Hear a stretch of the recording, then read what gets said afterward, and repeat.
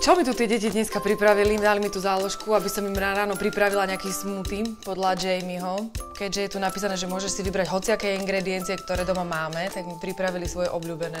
Banán. Takže dobrý deň. A urobíme si ten smoothie.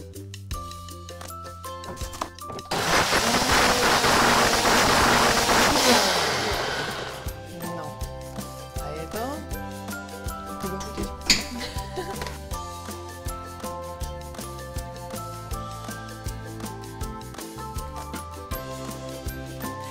No, ale to nie je všetko, lebo musíme zobrať mrkvy pre morčatá.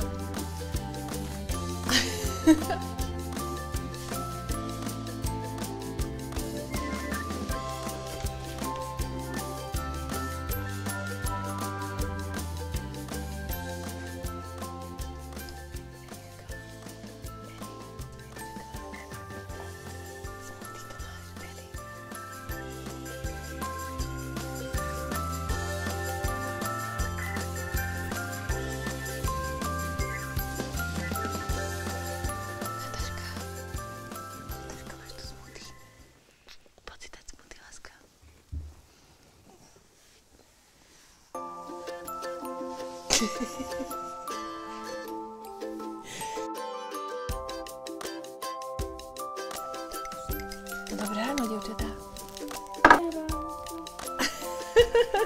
No a takto nejako vyzerajú naše rána, hlavne keď ideme do školy, tak nám to veľmi pomáha, pretože nemusíme už potom raňajkovať. A tým pádom je to celé zrýchlené a máme viacej času na spanie, že?